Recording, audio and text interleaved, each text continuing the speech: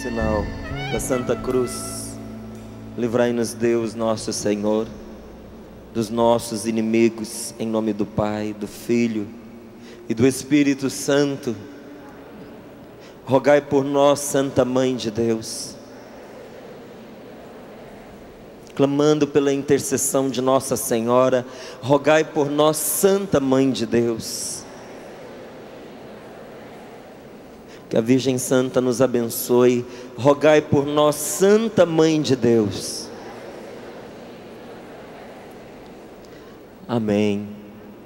E nós nesse dia de hoje, nós proclamamos, nós confessamos Jesus Cristo nosso Senhor, como aquele que toma sobre si as nossas enfermidades. Não foi isso? Foi ou não foi? Nós dissemos, nós proclamamos que Jesus Cristo tomou sobre si as nossas enfermidades. Proclamamos ou não proclamamos? E também proclamamos que graças aos seus ferimentos a cura chegou até nós, verdade? Só que nós não podemos esquecer que o Jesus que cura e que carrega sobre si as nossas enfermidades, Ele também é o homem das dores, experimentado nos sofrimentos. E agora eu quero fazer para você uma pergunta que você já deve ter feito. Se você não fez da boca para fora, pelo menos no seu coração você já fez esta pergunta. Nós nesta manhã falamos sobre o Senhor que cura, não foi?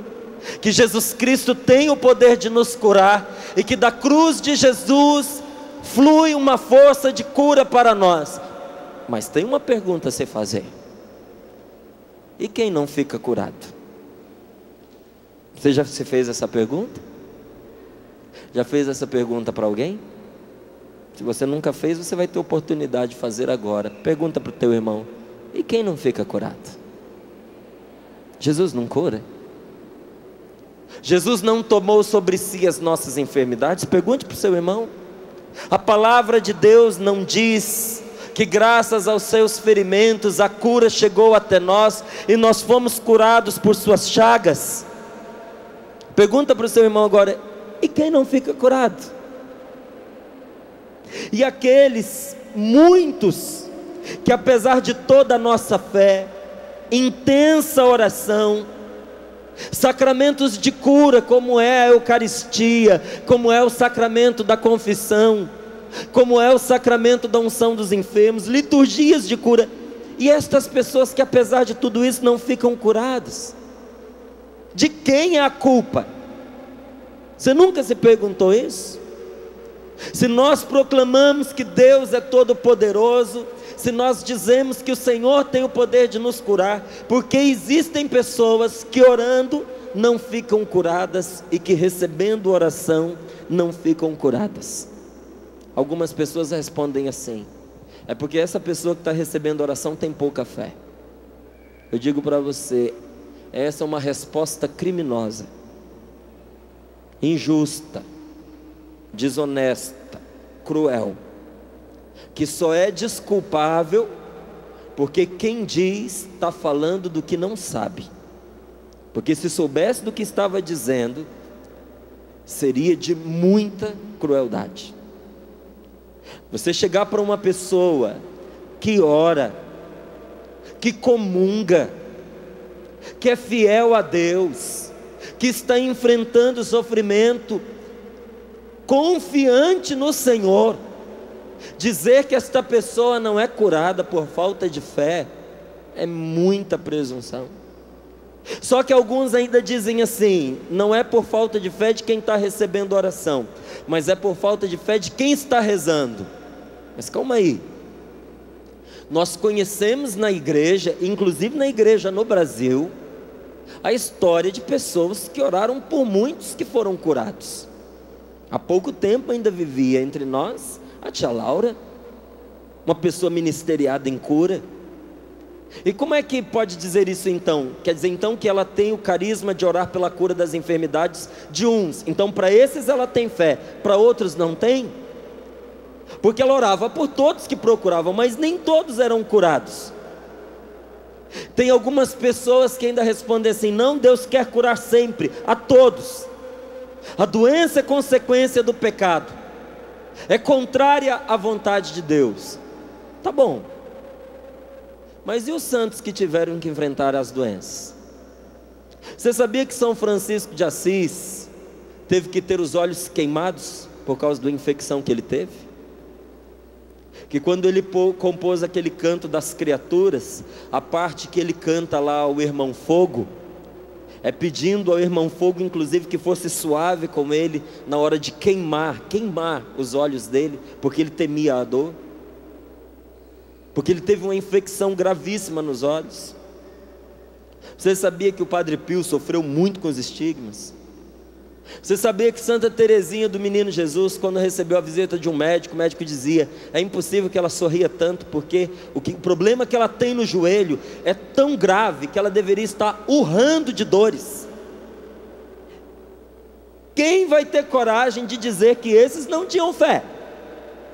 Que faltava fé para estes homens e para estas mulheres? Vamos lembrar algo mais recente, que nós acompanhamos, que você acompanhou. E o Padre Léo? Faltou fé para ele? O que você acha?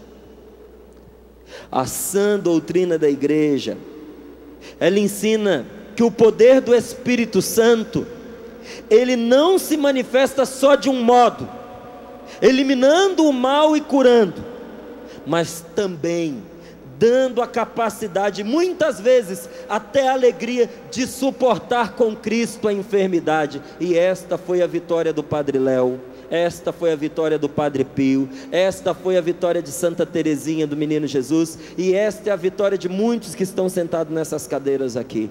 O Senhor está vencendo na sua vida, apesar da sua enfermidade, que você tem suportado em Cristo nosso Senhor, porque os nossos males físicos, mas não só os nossos males físicos, os nossos males interiores, os nossos distúrbios, os nossos males psíquicos, as nossas neuroses, Jesus Cristo assumiu na sua cruz. Posso ser mais concreto? Sabe, a sua depressão já foi assumida por Jesus na cruz e já está vencida. O Senhor a venceu, porque todos os nossos males estão na cruz do Senhor. Jesus Cristo assumiu o medo da morte, Jesus Cristo assumiu a sua angústia. Então você não precisa ter medo mais, porque o Senhor está com você. As neuroses, gente, não pouparam nem mesmo muitos santos, e apesar da sua neurose, da sua doença psíquica, isso não os impossibilitou de se santificarem. Pelo contrário, elas se tornaram para eles uma chance de santificação. A fé e a ação do Espírito Santo, elas se manifestaram de outra maneira na sua vida. Coloca a mão sobre o seu coração e diga comigo: a fé e a ação do Espírito Santo podem se manifestar na minha vida, me curando de todos os males, ou também por um outro caminho. Eu creio, Senhor. E agora eu pergunto a você: você sabe que outro caminho é esse? Dando a você a capacidade de viver a própria doença de um modo novo, conviver com mais liberdade nessa enfermidade que não te deixa. O Senhor tem o poder de lhe dar esta graça, de que você, apesar de estar enfermo, não se deixar esmagar pela sua doença. Esta doença não pode ter o poder de esmagar você, porque ela já foi esmagada pela cruz de Cristo. Não é ela quem te esmaga, é o Senhor quem a esmagou. E como toda doença oprime, isso não tenha dúvida, eu lhe digo, o destino destas enfermidades é o mesmo destino do opressor, é ter debaixo do calcanhar de Jesus e de Nossa Senhora, ter a sua cabeça esmagada. Não é a enfermidade que te esmaga, mas o Senhor que a derrotou e a esmagou. E por que que isso acontece? Porque nosso Senhor Jesus Cristo, Nosso Deus, em toda a sua obra, o Senhor decidiu vencer o mal, não o aniquilando com a sua onipotência. Tem muitas pessoas que pensam isso e perguntam assim: Deus não poderia, num estalo de dedos, fazer desaparecer a Satanás? Poderia, mas não poderia. Poderia porque Ele é todo poderoso, mas não poderia porque Deus não volta atrás nos seus dons. Vou falar uma coisa aqui bem baixinho para você, porque isso é um segredo. Deus nunca se arrependeu de ter criado você, nem quando você mais se afastou dele. Nunca se arrependeu. Quando Deus olha para você, Ele tem alegria. E quando Deus criou, não criou Satanás, criou um anjo. Ele é que se mudou no que ele se tornou. Ele é que se converteu em Satanás. E quando Deus olha, Deus não olha o Satanás, Ele olha o anjo que Ele criou, e Ele não se arrepende, porque quando Ele criou aquele anjo, também para ele o Senhor olhou e disse: é maravilhoso, eu o criei muito bem, e tudo era bom. E como foi que o Senhor decidiu vencer Satanás? Suportando-o apesar de tudo. E na cruz o Senhor venceu o mal, suportando na própria carne o mal que investiu contra Ele. O Senhor assumiu sobre si a enfermidade, Ele assumiu sobre si os males, assumindo em Cristo, e foi assim que o Senhor derrotou todo o mal que existe nesse mundo. Como? Assumindo na carne. E São Paulo fala de um sofrimento na carne, que também nós padecemos por sermos de Cristo. Eu queria que você abrisse a sua Bíblia comigo, na segunda carta de São Paulo aos Coríntios, capítulo 12, abra comigo lá, por favor. Segunda carta aos Coríntios, capítulo 12, tenho certeza que esta palavra vai ser resposta para você. Segunda carta de São Paulo aos Coríntios, capítulo 12, versículos de 7 a 10. Com certeza que nesta palavra está a resposta para muitas perguntas que você já fez. Então abra comigo. Segunda carta aos Coríntios, capítulo 12, versículos de 7 a 10. Todos encontraram? Eu leio para você. E para que a grandeza das revelações não me enchesse de orgulho, foi-me dado um espinho na carne, um anjo de Satanás para me esbofetear, a fim de que eu não me torne orgulhoso. A esse respeito roguei 3 vezes ao Senhor que ficasse longe de mim, mas o Senhor disse-me: basta-te a minha graça, pois é na fraqueza que a força se realiza plenamente. Por isso, de bom grado me gloriarei das minhas fraquezas, para que a força de Cristo habite em mim. E me compraz nas fraquezas, nos insultos, nas dificuldades, nas perseguições, nas angústias por causa de Cristo, pois quando sou fraco, então é que sou forte. Palavra do Senhor. Aplauda esta palavra, porque é palavra de Deus. Sabe o que São Paulo está dizendo?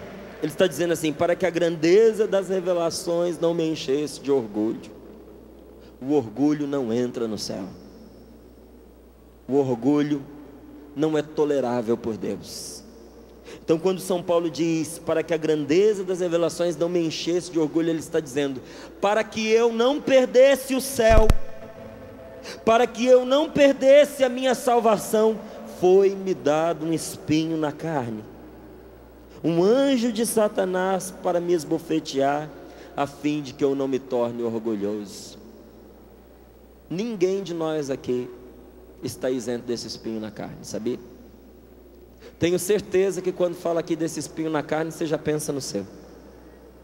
E eu louvo a Deus que ninguém sabe Qual era o espinho que estava na carne de São Paulo, você sabe? Você sabe? Porque se você souber, depois você me conta, porque até hoje eu não descobri. E eu dou graças a Deus que quando a gente lê aqui, foi me dado um espinho na carne, uma coisa da qual eu não consigo me livrar. Como São Paulo não diz o que foi, que pecado que era, a gente já pensa logo no nosso. Quando você olha aqui e vê o espinho na carne, a gente já começa a pensar. Tem uns que dizem assim, eu acho que era o orgulho mesmo. Tem outros que dizem, não, eu acho que São Paulo tinha um fraco por mulheres, e ele era tentado ali, isso era um espinho na carne para ele. Sabe qual é o problema? É que a gente põe em São Paulo o espinho na carne que é o da gente. Você pode olhar, se você um dia já discutiu sobre esta palavra, quando você disse assim, eu acho que o espinho que São Paulo tinha na carne era esse, não era de São Paulo que você estava falando, você estava falando do seu espinho na carne. E todos nós temos um espinho na carne. Para uns é a dificuldade de entender as coisas, para outros seu espinho na carne é o seu casamento, para outros o espinho na carne é uma pessoa que você tem que carregar, que você tem que suportar, que você tem que tolerar. Para outros é o temperamento que você tem, que para você te humilha. Porque não pense para você que uma pessoa bruta, uma pessoa arrogante, ela gosta de ser assim. Porque quem é que gosta de gente bruta? Você gosta? Você gosta de gente arrogante? Ninguém gosta. E o arrogante sabe disso, e o bruto sabe disso, mas não consegue ser diferente. Você sofre com ele de vez em quando você convive com ele, só que ele sofre consigo próprio todos os dias, porque ele não consegue se libertar de si mesmo.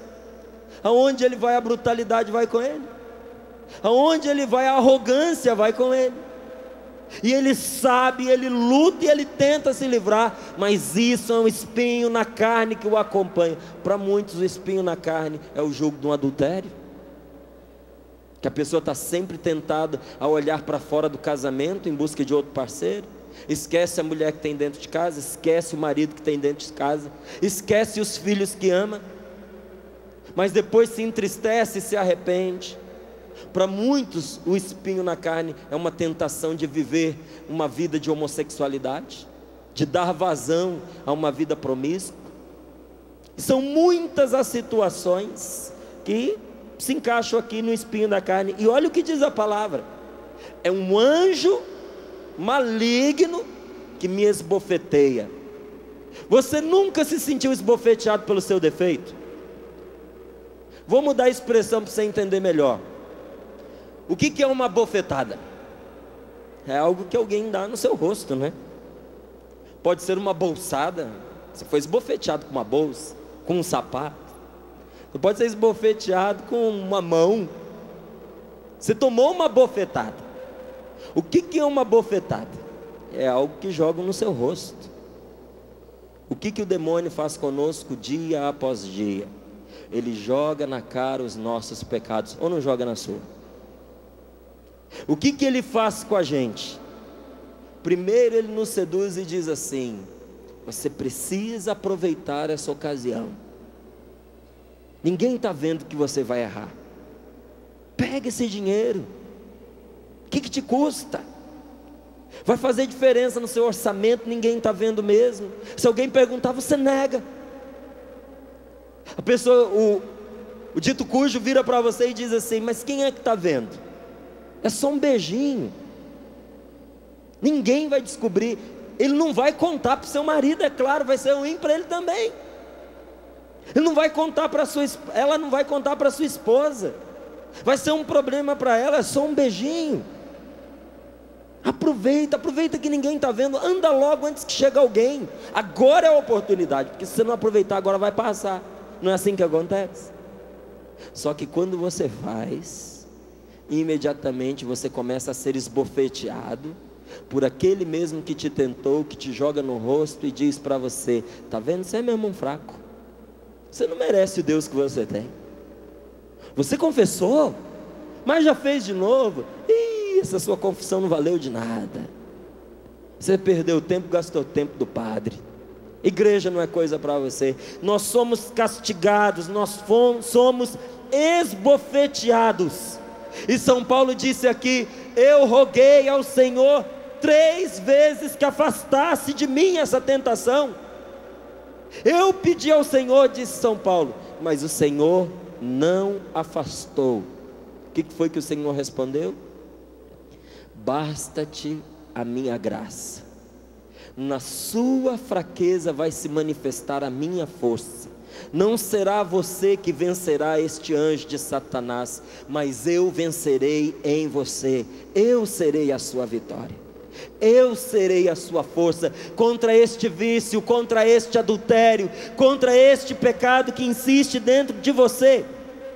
O poder do Espírito Santo, meu irmão, diante das enfermidades, diante dos nossos pecados, diante das doenças do nosso corpo, ele se manifesta ainda mais perfeitamente quando nos dá a força para suportar com Cristo o nosso mal, mais ainda do que curando o nosso mal. Quem suporta na carne a própria tentação, recebeu de Deus uma graça maior do que uma cura física. Você consegue entender isso? Porque a cura do seu corpo, a saúde recuperada, um dia será perdida de novo. Ou você tem dúvidas disso? Você tem dúvida de que a saúde que você tem hoje, você vai perdê-la um dia? Você tem dúvida? Não, eu vou pedir para alguém te ajudar. Dá uma cutucada em quem está sentado do seu lado e diz: você vai perder essa saúde. Porque você não me respondeu muito convencido, então eu tenho que arrumar alguém para lhe dizer: essa saúde que você tem, um dia você vai perder. Quem aqui, alguma vez na vida, recebeu do Senhor a graça de uma cura física? Levanta sua mão bem alto. Olha a sua volta, levanta a mão. Olha a sua volta, a graça de uma cura física. Você recebeu? Vamos aplaudir o Senhor por estes que foram curados por Ele. E tem gente que acha que milagre é coisa rara, é coisa difícil. Tem uma pessoa que levantou a mão sentada perto de você. Louvado seja Deus que te curou e te trouxe alegria. Essa cura não trouxe? Trouxe ou não trouxe? Mas essa cura vai passar. E a saúde que você recuperou com essa cura vai passar. Mas o mal que você suportou com paciência no seu corpo, o mérito que você adquiriu em Jesus Cristo nosso Senhor, por ter suportado na sua carne as próprias dores, esse não vai passar, vai te acompanhar na eternidade. Não é pouca a graça que Deus tem para você, meu querido. O Senhor está cuidando de você de um jeito ou de outro. O Senhor está ao seu lado. Eu digo para você, diante das nossas dores, das nossas doenças, das nossas enfermidades, olhando para Jesus Cristo, o homem das dores, experimentado nos sofrimentos, nós podemos pedir sempre ao Espírito Santo, e devemos pedir sempre ao Espírito Santo que nos cure. Você não só pode, você deve pedir a cura. Se você está doente, eu lhe digo, não saia desse centro de evangelização sem rogar a Deus a sua cura. Mas veja só, se por acaso o Espírito Santo não cura você do jeito que você está imaginando, você não é obrigado a pensar, a concluir que Deus não te ama, que essa doença que você tem é um castigo de Deus. Nós não somos obrigados a concluir, porque o Senhor não nos curou da maneira como nós estávamos pensando e pedindo, que o Senhor não nos ama, e que isso que está sobre nós é uma espécie de maldição. Não, pelo contrário. Nós hoje podemos entender uma coisa: não que o Senhor nos abandonou, mas apenas que Deus nos quer dar um dom mais precioso do que uma cura física, embora seja mais difícil de aceitar. É difícil aceitar a doença, mas eu lhe digo, se o Senhor não dá a você a cura da doença, Ele te dá a força para suportá-la e vencê-la. De uma maneira ou de outra, querido, você está vitorioso em Jesus Cristo nosso Senhor.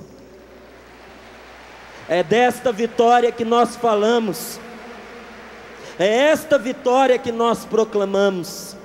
E existe uma graça que só experimenta aquele que se faz com Jesus homem das dores, experimentado no sofrimento. Quer descobrir que graça é essa? Para você não pensar que é invenção da minha cabeça, eu quero mostrar para você na Bíblia, a palavra de Deus. Abra comigo a sua Bíblia em 1 Pedro, primeira carta de Pedro, capítulo 4, versículos 1 e 2.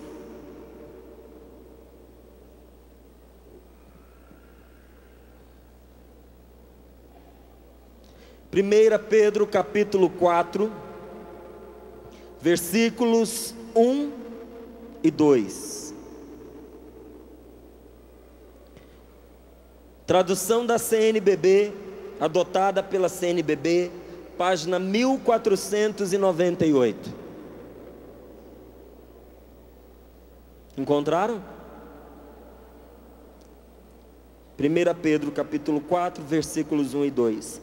Já que Cristo sofreu em sua vida corporal, já que Cristo sofreu em seu corpo, em sua carne, vós também deveis armar-vos com esta convicção. Vós também deveis armar-vos com esta certeza: aquele que sofreu em seu corpo rompeu com o pecado. Assim ele viverá o restante de sua vida na carne, a sua vida corporal, guiado pela vontade de Deus e não por paixões humanas. Palavra do Senhor. Eu aplaudiria esta palavra de todo o meu coração. Você entendeu o que esta palavra está dizendo para mim e para você? Uma vez que Jesus sofreu na carne, você que sofre na sua carne rompeu com o pecado. Quem está sofrendo no corpo, quem está padecendo uma enfermidade, quem está debaixo de uma doença, está rompendo com o pecado por graça de Deus. Esta palavra revela para nós uma das grandes graças de Deus contidas no sofrimento. Quem sofre rompe com o pecado. Diga para o seu irmão: pelo menos para alguma coisa teu sofrimento tem serventia. Este sofrimento vai te ajudar a entrar no céu. Este sofrimento vai te ajudar a salvar os teus. Porque quem sofre no corpo rompe com o pecado. Mas rompe mesmo? Rompe mesmo.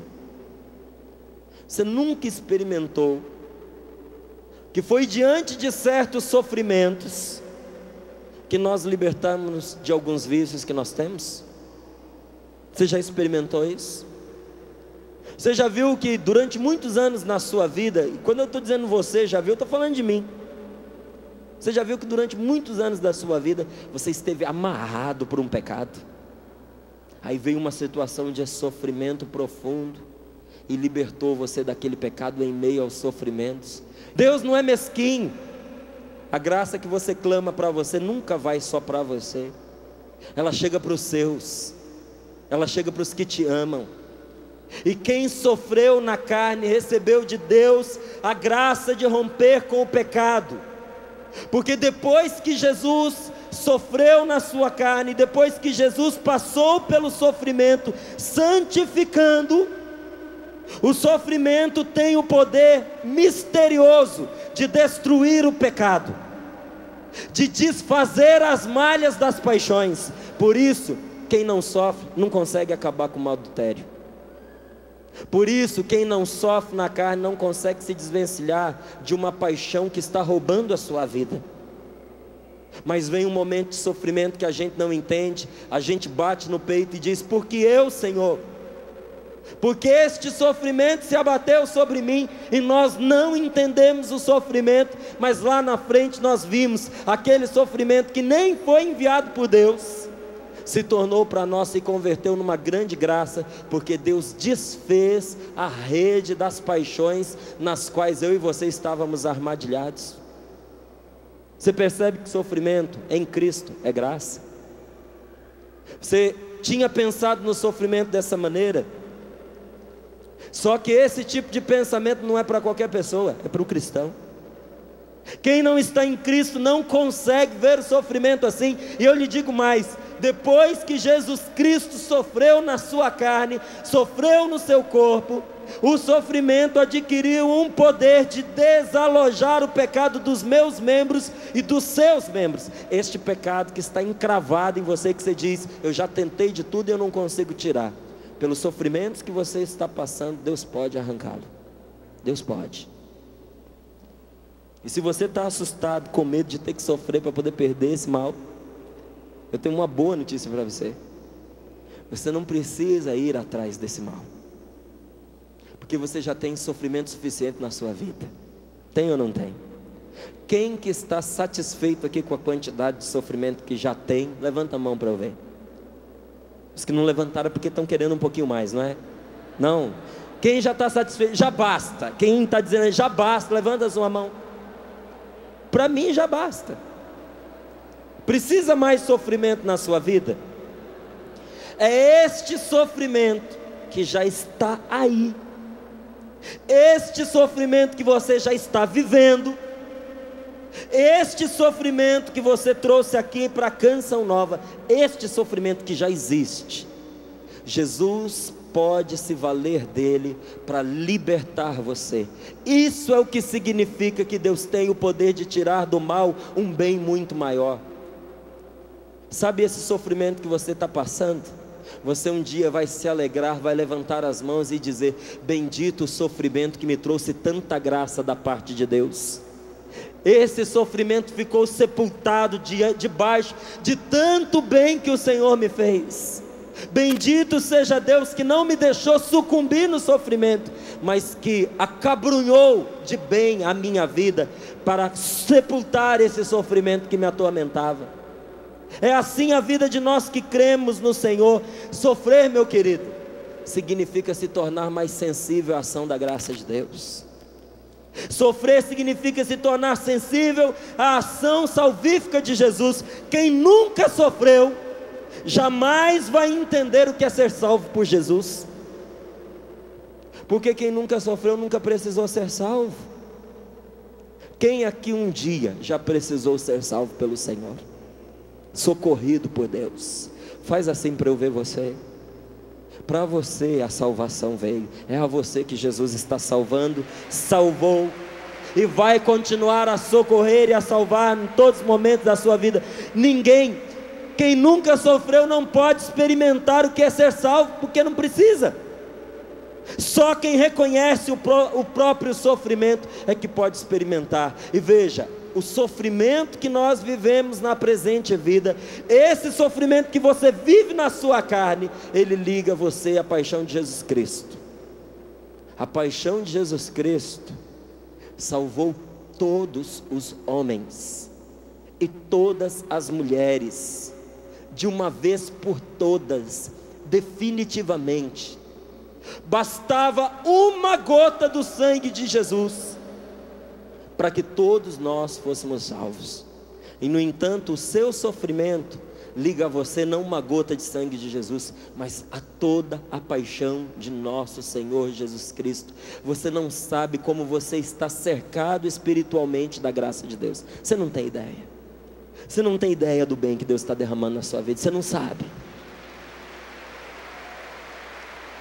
Quando eu estava me preparando ali para pregar, eu fui vendo essa tarde gostosa que Deus preparou para nós estarmos aqui juntos, sabe? E dentro do meu coração me veio um sentimento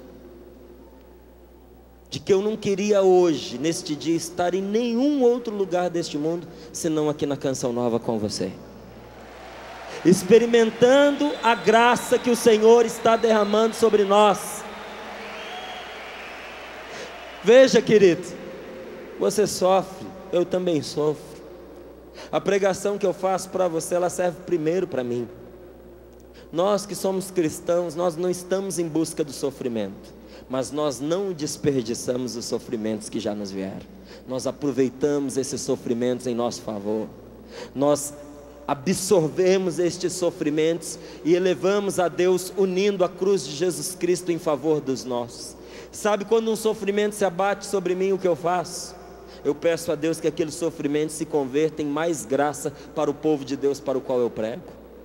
Eu peço a Deus que aquele sofrimento que me alcançou, que me trouxe tanto tormento, salve a minha família que precisa de salvação.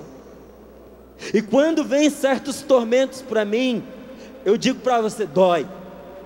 Eu experimento uma pontada de tristeza, mas eu que também venho com Jesus, sendo experimentado nos sofrimentos, eu já descobri que nenhum sofrimento vem desacompanhado de muita graça. Então quando o sofrimento chega eu me alegro, porque eu sei que o bem que vem atrás é muito maior. E o que eu estou dizendo para você não é romantismo não, é vida. Porque é muito bonito a gente falar de sofrimento até que ele chega. Quando ele chega, acaba a poesia. Aí a gente sente na carne o que é sofrer. Mas eu não desperdiço os meus sofrimentos. Eu acolho este sofrimento de um modo diferente. Eu não desperdiço, sobretudo, o sofrimento injusto que chega até mim e que me une de maneira especial à cruz de Jesus Cristo. Sabe que sofrimento injusto que eu estou falando para você? Humilhações. Você já viveu humilhação? Humilhações, críticas negativas, injustas, malvadas, falsas, que fizeram contra você. Já viveu? Já experimentou? Se você não experimentou, você precisa experimentar. É um remédio maravilhoso. Hostilidade. Você chega para cumprimentar uma pessoa e ela vem com as 4 patas no seu peito. E você estava tão bem com ela. Você até gostava dela antes dela te agredir. Você foi hostilizado, foi ofendido. Você viveu ofensa e parecia que aquilo tinha sido premeditado. Parecia que a pessoa estava esperando a hora de agredir você. E como isso fez você sofrer? Sofrimento injusto. Agora veja, a maior parte do sofrimento que se abate na nossa vida, ele é fruto das nossas escolhas. Ele é fruto, é consequência dos nossos erros. Não é verdade? Eu vou dar de novo o exemplo da minha mãe. Ela começou a fumar ingenuamente, mas a enfermidade que se manifestou é fruto ou não é fruto da escolha que ela fez no decorrer de anos da vida dela? É. Quanta gente que colheu na carne os frutos das escolhas que fez. Só que de vez em quando, preste muita atenção que isso é importantíssimo. De vez em quando, muito de vez em quando, um sofrimento que você não merecia bate na sua porta. Um sofrimento injusto. Um sofrimento que você não fez por merecer de jeito nenhum. Não desperdice este sofrimento, porque este sofrimento é precioso para Deus. Sabe por quê? Porque une você de uma maneira especial aquele que nunca mereceu castigo nenhum e no entanto carregou sobre si as minhas culpas. O castigo que me salva pesou sobre ele. Será que eu não posso, porque sou de Jesus, suportar um mínimo de sofrimento que eu não mereço? Não bata a porta na cara deste sofrimento injusto que você recebeu da parte de seus irmãos. Pelo contrário, assuma esse sofrimento e apresente ele a Deus, porque o sofrimento que você assume é um sofrimento que se torna seu, e sendo seu, você pode oferecê-lo a Deus em favor de quem você quiser. Você já pensou qual é a força deste sofrimento que você não merecia, sendo oferecido a Deus em favor de quem você ama? Dessa pessoa que está enferma, dessa pessoa que precisa se converter. Você já pensou no horror, no pavor de Satanás, que pensando que ia derrubar você com um sofrimento injusto, vê você lançar mão deste sofrimento, unir a cruz de Jesus e oferecer em favor de alguém? Não importa quão pesadas sejam as dores que nós padecemos, a vitória que nós temos sobre o nosso sofrimento está no silêncio. Quando a gente não pragueja, quando a gente não murmura, quando a gente não se faz de coitado, quando a gente não fica dizendo para Deus e o mundo que tudo está desabando na nossa vida. não é você não partilhar. É preciso que você compartilhe a sua dor, porque dor compartilhada é dor amenizada. A dor que você compartilha, ela se divide, o fardo fica mais leve. Mas você concorda comigo que você compartilhar a dor com alguém é diferente de você murmurar e praguejar? Você ter a vitória sobre este sofrimento se trata de não falar a torto e a direito, sem utilidade deste sofrimento. Este silêncio que você guarda sobre o sofrimento que você está vivendo, que você traz no seu coração, faz deste sofrimento um segredo só seu e de Deus, um perfume de agradável odor ao Senhor. E há um certo grau de intimidade com Jesus Cristo que só as pessoas que sofrem experimentam. Há um certo nível, há uma certa profundidade de intimidade com Jesus que nem mesmo a mais profunda das orações vai alcançar. É pelo sofrimento na carne que se experimenta. Louvado seja Deus se esse momento chegou para você. Louvado seja Deus se este sofrimento está te trazendo para mais perto de Deus. Louvado seja Deus que por causa das suas dores você está encontrando a salvação. Você veio pedir para Jesus o alívio e recebeu de Deus o céu de presente. Você veio pedir uma graça e você recebeu salvação. Você veio em busca de uma cura e aqui você encontrou Jesus e vai levar Jesus para sua casa, e vai levar Jesus para sua família. Não desperdice o seu sofrimento. Por causa do nosso pecado, aconteceu uma coisa terrível conosco. Todos nós nos tornamos pessoas entrevadas, afetiva e espiritualmente. Pode olhar como a gente é ruim para amar, não é verdade?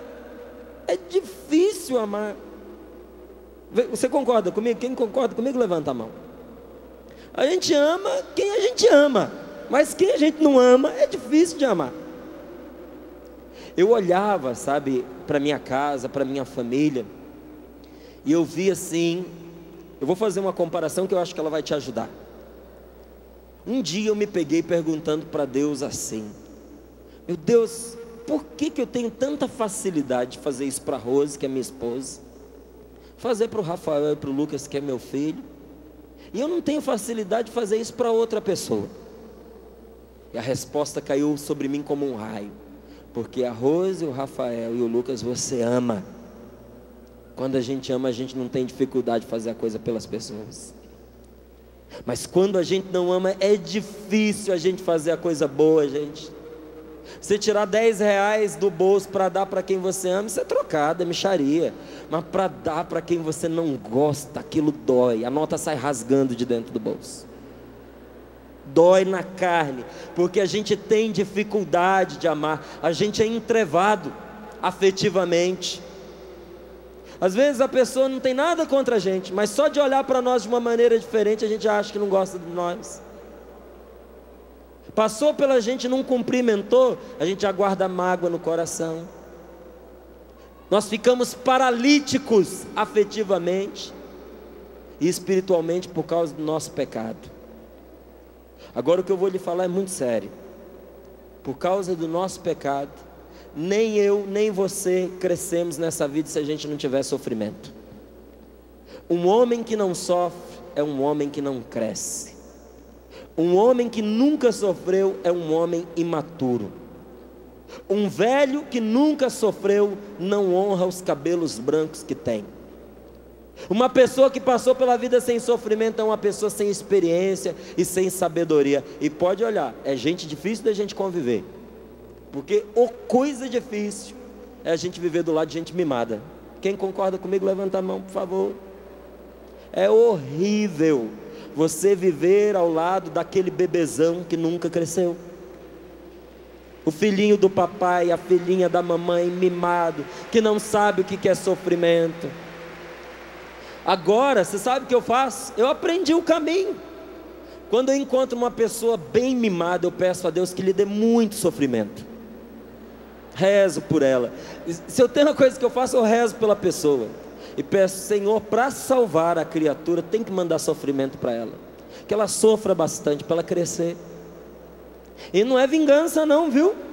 É oração de amor, que quer a salvação. Porque se a pessoa não sofre, ela não cresce, ela não amadurece, ela não se torna alguém na vida. Olha, se na sua vida os momentos que você mais cresceu foram os momentos de mais sofrimento que você enfrentou. Enquanto não apareceu o obstáculo, você não cresceu, não é verdade? Enquanto não veio dificuldade, você não avançou na vida. Enquanto você não perdeu aquele miserável daquele emprego, você não deslanchou. E quando você foi despedido, você achou que era a grande desgraça da sua vida, e no entanto o Senhor estava te libertando e você não percebia. Você achava que aquele relacionamento que você tinha era a sua tábua de salvação. Você não enxergava mais nada, a tábua estava diante dos olhos. Mas quando o Senhor tirou, você sentiu como se Deus tivesse arrancado um braço e uma perna seu. Parecia que Deus tinha pegado o seu coração e rasgado no meio. Só que o tempo passou, meu querido. Você olhou para trás e disse: graças a Deus que não deu certo. O Senhor me libertou, o Senhor me livrou. Essa pessoa não era para ser para mim. E como você cresceu naquele relacionamento que te trouxe tanto sofrimento. E se você pudesse voltar atrás, você sofreria tudo de novo. Eu fui pregar num grupo de oração em São Paulo. Olha, eu não tenho o dom da palavra de ciência, não tenho. Eu conheço os carismas, estudo e sei te ensinar sobre ele com propriedade. E se eu falar para você sobre palavra de ciência, eu sei do que eu estou falando, mas não é o meu carisma. Raras vezes na minha vida Deus me deu palavra de ciência, que é um dom de revelação. Mas uma vez eu estava em São Paulo, num grupo de oração pequenino, umas 30 pessoas, e Deus me deu uma palavra de ciência muito completa. Foi assim: há aqui neste grupo uma senhora de 30 anos, jovem senhora, que tem um filho com 5 anos de idade, e que foi abandonada pelo seu marido nesses dias. Agradeça hoje ao Senhor, porque a sua família não se desfará. Terminou a oração, a mulher veio me procurar, porque era um grupo de senhoras já com mais idade. Ela disse: olha, só pode ser eu, porque primeiro, eu tenho 30 anos. Segundo, eu tenho um filho de 5. E terceiro, meu marido me deixou essa semana. Só pode ser comigo. Ela disse: eu vim aqui porque eu não estava suportando a dor dentro do meu coração, porque eu não sabia o que fazer da minha vida. E me respondeu assim: mas eu acredito nesta palavra, e eu creio que o que Deus me prometeu, Ele me dará. Eu acompanhei esta mulher durante 9 anos, sem o marido voltar para casa. Jovem, hein? Uma mulher de 30 anos. Eu vi essa mulher chorar, eu vi essa mulher sofrer, eu vi ela ser galanteada, outros homens a chegarem até ela. Eu vi ela passar dificuldades financeiras, porque sozinha sustentar uma casa e filho. Eu vi essa mulher sofrer muito. Mas um dia, quando eu voltei de Portugal, porque ao final daqueles 9 anos eu estava em Portugal em missão pela Canção Nova. Quando eu cheguei ao Brasil, o garotinho dela de 5 anos não tinha mais 5, tinha 14. E ele me encontrou logo ali na frente, aqui ó, depois do centro de evangelização. Quando aquele garoto me encontrou, ele me abraçou e só chorava. E ele dizia assim: minha mãe queria ter vindo te dar um abraço, mas ela não pôde. Então ela mandou eu vir aqui dizer para você que o meu pai está voltando para casa. E Deus está cumprindo a promessa dele depois de tanto tempo. Eu sei que para muitas mulheres é pesado ouvir isso e dói no coração. E muitas dizem assim: eu esperar 9 anos? Eu tinha era debandado para o outro lado, arrumado outro. Teve os que galantearam, eu tinha era aproveitado. Mas você precisava estar no dia da volta desse homem para casa, porque ele não voltou de qualquer jeito. Ele teve que ir lá na igreja. Houve uma celebração da missa, em que o padre abençoou essa volta. E eu vi aquele homem pegar o microfone e dizer: eu não mereço a família que eu tenho, eu não mereço a minha mulher. E se a minha família ainda existe, é porque Deus preservou a minha família. E eu quero agradecer a Deus e à Igreja Católica, porque se eu ainda tenho família, é porque Deus segurou ela. E aí, no momento em que ele falava, ele pediu perdão para ela, prometeu que aquilo nunca mais aconteceria. Então ela se levantou, pegou o microfone durante a missa e disse: quando meu marido saiu de casa, ele saiu um bom marido. Se eu tivesse que sofrer tudo que eu sofri nestes 9 anos, ela disse, eu sofreria de novo de bom grado, porque quando meu marido foi embora, ele era um bom marido, era um bom pai, um grande amigo, um companheiro. Mas hoje ele não volta para casa um bom marido, ele volta um homem de Deus. Não basta ser bom, tem que ser um homem de Deus.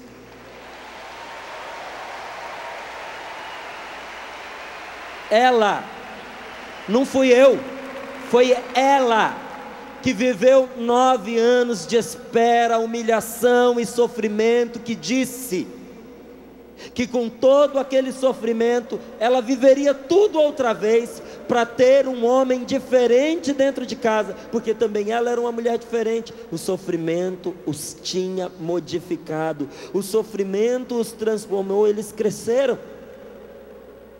Mas a melhor notícia sobre o sofrimento eu quero te dar agora, e essa, se você tiver caderno, eu vou pedir a você para anotar.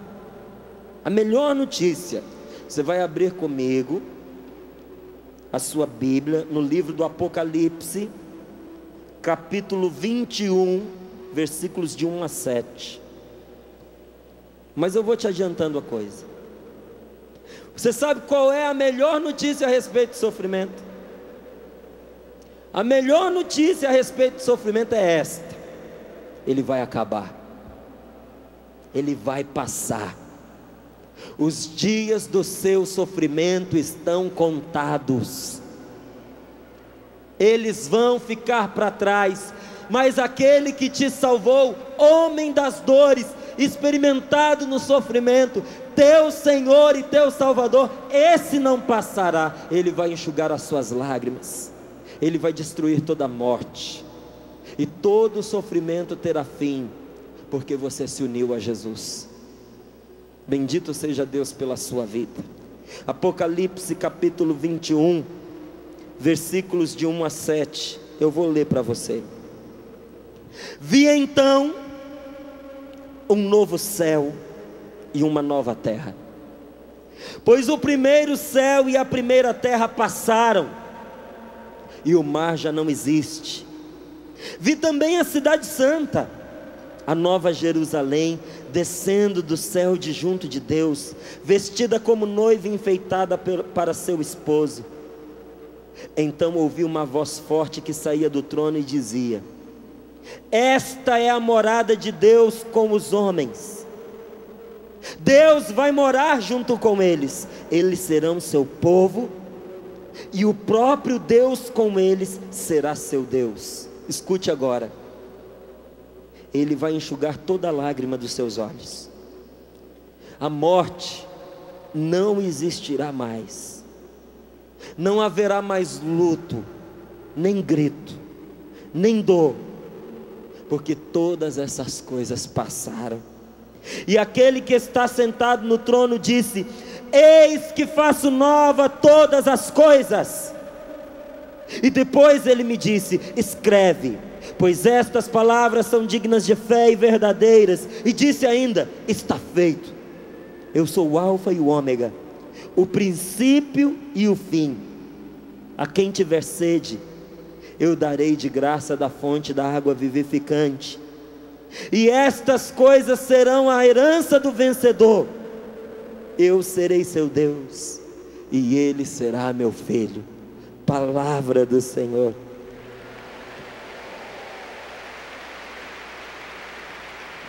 Olha aqui para mim, porque eu quero ler. Agora você não vai ver na sua Bíblia, eu quero ler esta palavra para você. Posso? Posso? O Senhor vai enxugar todas as lágrimas dos seus olhos, todas as lágrimas que você tem derramado. a morte não vai mais existir, e não vai haver mais luto. Você vai encontrar aquele filho seu que partiu, que foi levado pelo Senhor. Vocês vão se abraçar e não vão mais chorar, e se chorar vai ser choro de alegria. Você vai encontrar o seu companheiro, a sua companheira. Você vai poder dar o abraço no seu pai que você tanto queria ter dado antes dele morrer. E não vai haver mais luto, não vai haver mais grito, não vai haver mais dor, porque tudo isso terá passado, acabou. E o Senhor que diz para você agora: eis que faço nova todas as coisas. Escreve, porque estas palavras são dignas e verdadeiras. Eu vou matar a sua sede, o Senhor está dizendo, e a você, meu filho, que perseverar até o fim, eu serei seu Deus, diz o Senhor, e você será o meu filho. Louvado seja Deus. Deus te abençoe.